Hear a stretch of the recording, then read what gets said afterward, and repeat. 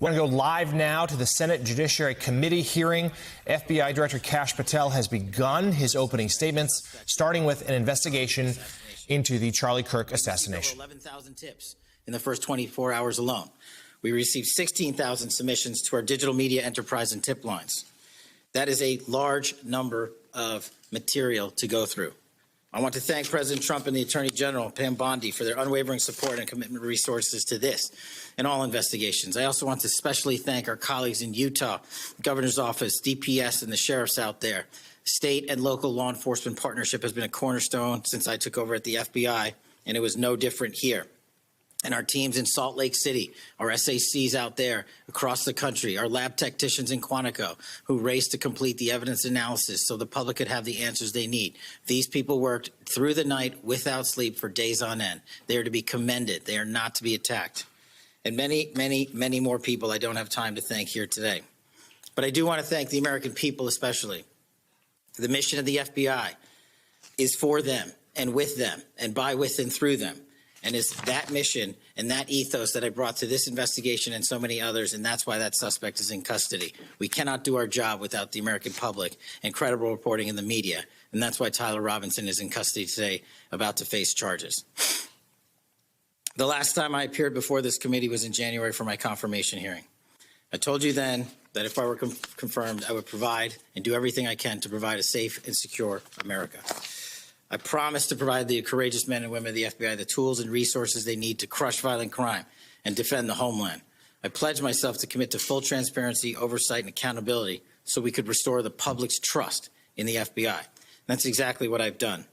Under this administration, the FBI has arrested more than 23,000 violent criminals. That's more than twice for the same time period from last year alone. 23,000, more than twice from the same time period last year. We've taken over 6,000 illegal firearms off the streets. That number is an exponential increase. We've identified and located more than 4,700 child victims. More than 4,700 child victims have been found by this FBI. That is a 35% increase from the same time period last year. 1,500 child predators have been arrested. That's a 5% increase from the same time last year. 300 human traffickers have been arrested. That's a 10% increase from the same time last year. Over 350 members of Tren de Aragua, foreign terrorist organization, have been arrested, and we have 42 ongoing cases. That is a 250% increase from the same time last year. Those are just some of the things the FBI is doing differently and better because we are leading the mission to crush violent crime and defend the homeland. We have also arrested captured four top 10 fugitives from the FBI's top 10 most wanted list. To put that in perspective, that's the same amount I've captured in 7 months than my predecessor did during the entirety of the Biden administration. Those are real results, and the credit is to the men and women at the FBI. We've been able to achieve these results because the FBI recognizes violent crime doesn't just happen in Washington, D.C. That's why one of my first decisions as a director was to get the people, the Bureau's professional staff, out to the field. And we've done that with great speed. And every single one of your districts and states has received a plus-up of FBI personnel, agents, and special operators to the tune of almost 1,000. We did that because crime had unexpectedly and unacceptably exploded across the country. In fact, one of the stats that the American people should thank the FBI the most for is we are on track to have the lowest murder rate in modern American history. The lowest murder rate by double-digit percentages.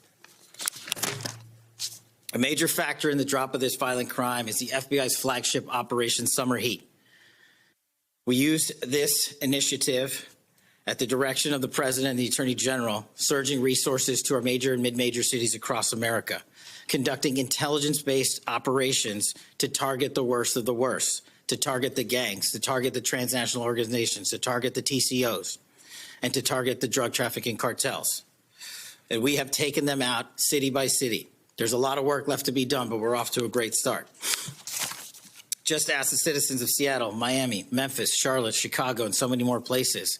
Specifically in New Orleans and Nashville alone, there has been an increase in the number of violent crime arrests by an average of 250% for each of those cities. And there has been a drastic reduction in crime across the board in mid-major cities across this country, thanks to the men and women of the FBI. How are we doing that? We are attacking the drug epidemic. We've seized nearly 1,000 kilograms of meth and cocaine off the streets of America. We've taken over 1,600 kilograms of fentanyl off the streets. Maybe one of the greatest achievements we have this year, 1,600 kilograms of fentanyl. That's a 25% increase from the same time last year. To put things in perspective, that's enough fentanyl to kill a third of the American populace, 115 million Americans. We're also going after the companies that manufacture these precursors overseas in places like mainland China and their cutting agents. In fact, this month in Cincinnati, we announced groundbreaking charges aimed at the individuals and businesses responsible for flooding these opioids and their precursors and cutting agents into the streets of America.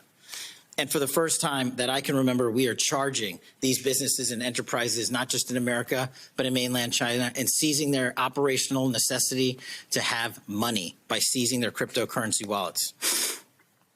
We're also equally important to protecting the homeland. We know we have a no-fail mission.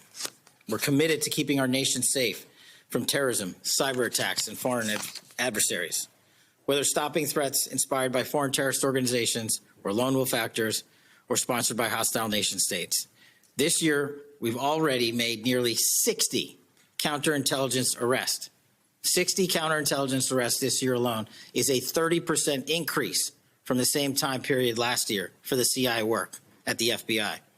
I'm proud when we can share our successes, such as when an espionage charge was brought against an active-duty U.S. Navy sailor caught spying for the People's Republic of China. But I want the American people to know the FBI is protecting the homeland from foreign adversaries in a way that will never make the news, and a lot of the good work that they do will never be able to discuss in this setting. We're working on cyber threats. We're attacking malware infrastructure, going after ransomware attackers, delivering a new partnership with the private public sector engagements we've taken with the companies who are attacked by these foreign adversaries and nation-state actors and individual enterprise rings from around the world. We are combating Salt Typhoon, Vault Typhoon, Flax Typhoon, and so many other ransomware and cyber threats this nation faces. We're also arresting people such as Tajik National in Brooklyn, who is suspected of sending tens of thousands of dollars to support ISIS. We're going after the new form of what I refer to as modern-day terrorism in America, 764 crimes that involve harming our children by going after them online, causing self-mutilation, suicide, sexual abuse, and steering them in the wrong direction. Currently, we have 3,500 international terrorism investigations. Specifically, we have in this country 1,700 domestic terrorism investigations, a large chunk of which are nihilistic violent extremism, NVE.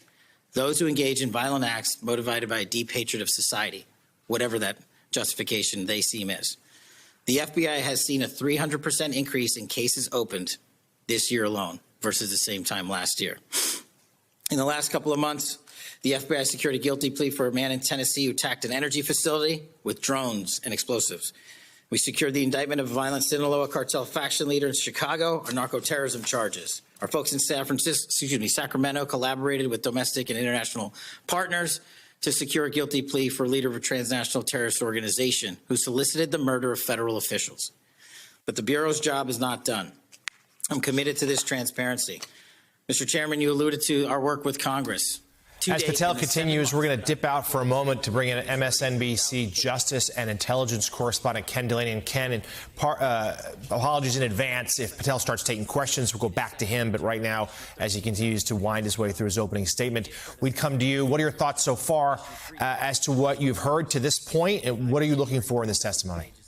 Well, look, he's presented a blizzard of statistics, some of which are just frankly at odds with what we know about the direction of the FBI and the modern FBI. I mean, he's talking about things like domestic terrorism. I have some new reporting today that shows that the FBI is de-emphasizing its enforcement of domestic terrorism because it's sending so many agents on immigration roundups. In fact, an entire squad in Baltimore was essentially disbanded and sent out to do immigration, and they had to walk away from cases involving this nihilistic a domestic terrorism group that exploits children. And the Cato Institute has some statistics that show that the FBI has done a more dramatic reorientation of the workforce towards immigration enforcement than it did after 9/11 when it transferred agents to counterterrorism. So as many as 20% of all FBI agents have been diverted to immigration enforcement. That's something that Patel didn't mention. It's really hard to make sense of the stats he's offering because the FBI is not transparent. It doesn't disclose how many arrests it makes on counterintelligence